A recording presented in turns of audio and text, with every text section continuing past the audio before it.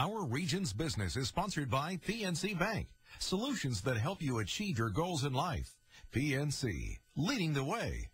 And by Heffron Tillotson, a history of meticulous wealth management since 1948. Our region's business, innovation, transformation, momentum, improving our communities and driving technologies that will shape our region for generations.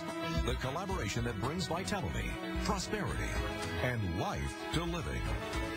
Stay with us for the coming half hour as we examine in depth our region's business. Now, here's your host, Bill Flanagan. Today on Our Region's Business, the business community dissects the budget proposed by Pennsylvania Governor Ed Rendell. And our region hosts a competition of baristas, the coffee kind. But first, Super Bowl spin and how our region is leveraging $1 billion in media exposure to put heads in beds and open doors to business investment. Hard to believe it was only a week ago that the Pittsburgh Steelers won the Super Bowl, their sixth. More than 350,000 citizens of the Steelers Nation turned out in downtown Pittsburgh to celebrate with a victory parade. Many of them traveling home from across the country for the parade and for the game before that. And now the trick's to turn all that attention into economic growth. Joe McGrath is president of Visit Pittsburgh, our region's largest tourism promotion agency, and Mike Langley is CEO of the Allegheny Conference, the private sector leadership organization that co-produces this program. Welcome. Good to see both of you. Glad to be here. And yeah, welcome home. Both of you got to go down for the big games, so it must have been a blast. It was that. It was really exciting. It looked like Pittsburgh South. Really? Steelers, terrible towels everywhere? Easily 80-20 Pittsburgh to Arizona in terms of the fan base there, and it was wonderful. It really speaks, I guess, to the value of that spotlight in terms of getting Pittsburgh's name out. It certainly does. We were there to capitalize on that. We had two major clients that we were able to host at the event. We did some broadcasts. We did some Steeler bars to get the word out. We hired an airplane to put visitpittsburgh.com before the thousands and thousands of people milling around. We had the chance to get some jumbotrons to do 30-second spots of Pittsburgh and our skyline, and so we had lots of opportunity for sure. Well, that's really cool, Mike. I saw you on Fox TV, so there was even interest in the economic development story, not just the tourism story. Yeah, there's really a lot of national interest in this economic story that we have here in Pittsburgh, which is one of resilience and really one of that.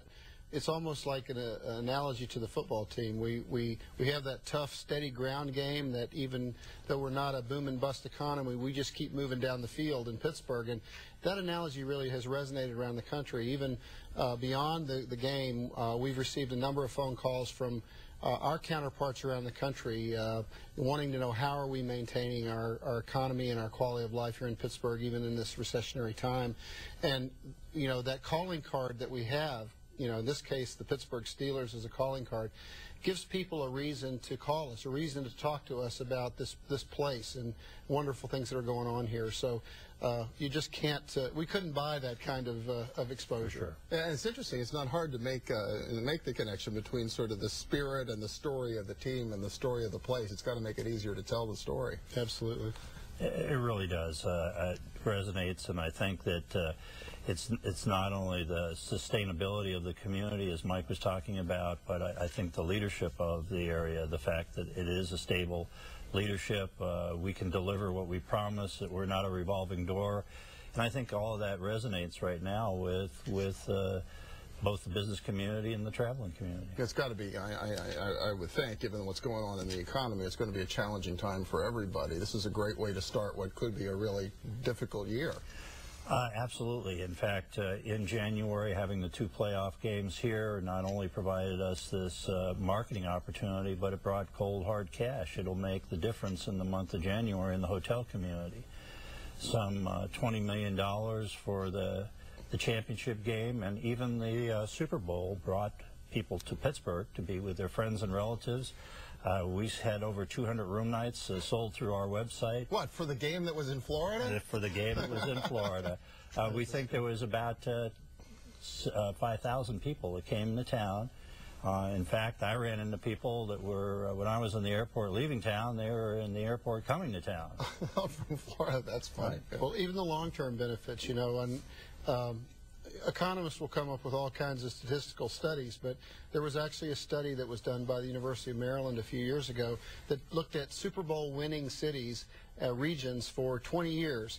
And their research found that the city or the region that wins the Super Bowl, actually the following year will see about $140 increase in their income per person. So nobody's written me a check for $140 yet since we won the game, but the point is, they said, was the productivity enhancement that occurs from the lifting of the spirits and the positive attitude that people have when they're a winner. And that's the one thing about this, you know, this as the region of champions here in the Pittsburgh region, it does lift spirits. And I think we will see that this will be a great way for us to move through some of these tough times that all of our companies and many of our people are experiencing in this economy, but really a positive spin on the future for Pittsburgh. Well, the two of you were prime movers behind the build-up to the 250th anniversary activities last year, and we sort of started that whole 3-year program with a Super Bowl win. And it was a pretty good 3 years for Pittsburgh. Yeah. Yeah, it really was. You know, talking about the economy in the hospitality industry, Pittsburgh is one of only 10 cities in the top 100 that 2008 was a better economic year than 2007. Real. Our hotel tax collections were up $500,000. We're predicted by Price Waterhouse to be in the top 2 markets in 2009 for the hospitality industry.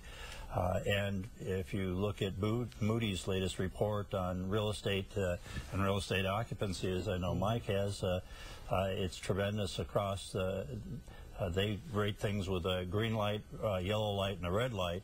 And Pittsburgh is #1 in hotel development opportunities, and it gets the green light, as well as warehousing and other areas as well. That's amazing. So we still got the Mo, the big Mo. Well, that momentum is real, and you know, it's people like Forbes and Business Week and others have put us on their top list. One of the top 6 places in America right after the recession. Place for job growth in 2009. We're in the top 10 there. So it is momentum, and I think that last 3 years, that build up to the celebration of our 250th anniversary, was very critical in kind of keeping our momentum high. And you know, it should be a better year in Pittsburgh than it is in a lot of places in 2009. And that's great. With another Super Bowl to give us a big kick. That's right. Number 7 for Ben Roethlisberger's number, right? That's excellent. It's an exciting time. It was a lot of fun, and thanks to both of you. Appreciate it. Thank you. Thanks, Bill. Next up, the looming budget battle in Pennsylvania. Stay with us.